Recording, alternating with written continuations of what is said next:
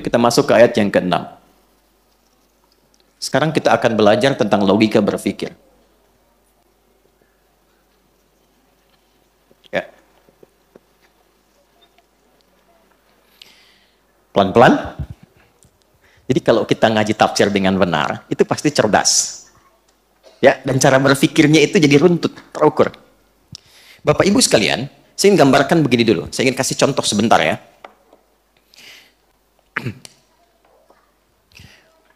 Anda bekerja di satu perusahaan. Kemudian ada pimpinan misalnya. Lalu pekerjaan Anda sudah berlangsung selama 5 tahun. Dalam 5 tahun itu, banyak pengalaman yang telah diberikan oleh pimpinan. Diberikan arahan, diberikan petunjuk, diberikan bimbingan. Setelah itu dicukupkan berbagai hal kebutuhan, diterangkan. Ini dampaknya begini, kerjakan ini, hasilnya akan begini. Ya, engkau kerjakan begini, yang didapatkan akan seperti ini. Sehingga pekerjaan Anda terasakan dari pengalaman itu. Dapat sesuatu, sukses berjalan. Kemudian, pada tahun yang ke-6, masuk awal tahun yang ke-6, mulai ada arahan pimpinan yang Anda debat misalnya. Ya, ketika mengarahkan, kerjakan seperti ini ya, lalu Anda mengatakan, wah, itu nggak bagus demikian. Ya, boleh jadi nanti akan begini-begini. Itu nggak benar. Apalagi misalnya Anda menyangkalnya tarik argumentasi. Saya nggak mau begitulah, ya. Saya nggak mau saja misalnya. Maka pimpinan mengatakan, bukankah 5 tahun yang lalu, yang ke belakang itu, kan sudah kamu rasakan kalau kamu begini, nanti akan seperti ini. Bukankah aku sudah berikan bimbingan kepadamu dan kamu rasakan? Bukankah sudah aku berikan nasihat kepadamu dan kamu mengetahuinya? Bukankah ketika kipas angin dinyalakan bunyinya mulai terdengar?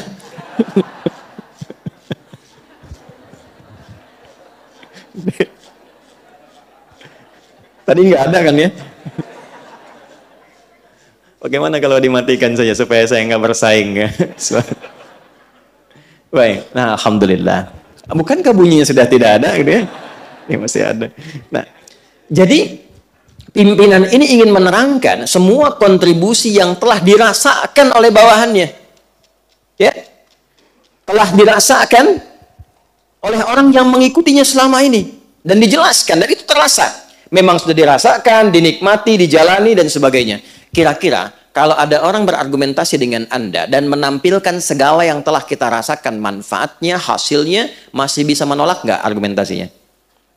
Masih bisa menyoal nggak? Ya?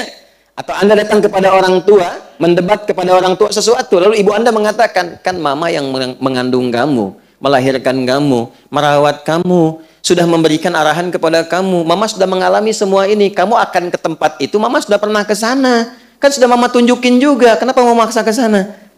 Kalau sudah dirasakan, diberikan penjelasan dengan nyata dan kita rasakan sendiri, apakah masih mungkin kita menyoal? Oke, sekarang dengan cara yang sama, dengan argumentasi yang sama, dengan logika dan cara berpikir yang sama. Ada orang-orang yang menyoal Al-Quran. Al-Quran itu firman siapa? Oke, satu. Premisnya satu. Al-Quran firman Allah. Oke? Allah itu Tuhan bukan? Maha kuasa tidak? Maha segalanya tidak? Baik. Semua yang bersumber dari Allah benar tidak? Yakin? Baik. Sekarang Allah tampilkan, aku beri contoh, kata Allah. Siapa yang membentangkan bumi? Siapa yang menciptakan bumi? Membentangkan di dalamnya semua yang ada di bumi sehingga nyaman untuk dijalani aktivitas di dalamnya. Siapa? Siapa yang menurunkan hujan?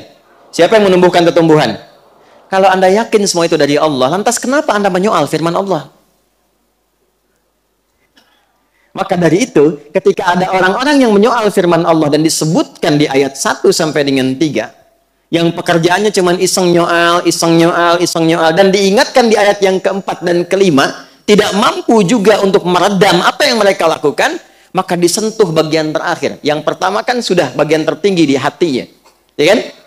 Ya, diminta untuk mengingat kepada Allah kan? Nggak sadar juga, maka dicek sebenarnya orang itu berpikir atau tidak. Ya, maka diceklah kemudian sisi akalnya, intelektualitasnya.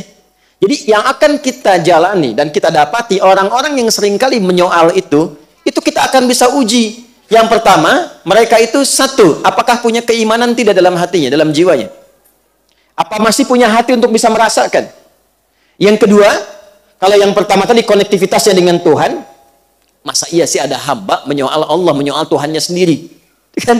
Jadi ditanya, ini sebenarnya punya hubungan baik nggak dengan Tuhannya? Kan? Atau yang kedua, kalau memang dia merasa tidak bertuhan atau tidak punya hubungan baik dengan Tuhannya, masih berakal nggak? Karena hanya hewan yang tidak berakal. Ya, kalau ada burung beo menyoal sesuatu, namanya beo. Tetap hewan.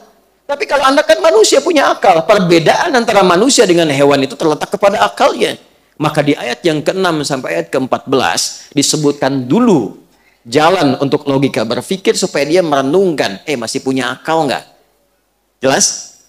Kalau diberikan hati tidak berfungsi, diberikan akal tidak difungsikan, nih, hati-hati dengan ancaman yang mungkin didapatkan saat engkau berpulang kepada Allah. Makanya nanti ayat ke-15 dan seterusnya berisi tampilan-tampilan jawaban bagi orang yang masih bertahan, maaf, dengan keburukannya sampai tidak memfungsikan akal dan hatinya. Jadi kalau ada orang beraktivitas, baik dengan lisannya, pekerjaannya, tindakannya, dan tidak menggunakan akalnya untuk berpikir dari apa yang ia kerjakan itu, mau korupsi, dia nggak mikir apa dampak dari korupsi itu. Mau mencuri, dia nggak berpikir apa dampak dari pencurian itu. Dan dia tidak menggunakan hatinya, nuraninya ketika mengerjakan perbuatan maksiat itu. Apa yang akan dia dapatkan saat dia berpulang ke hadapan Allah?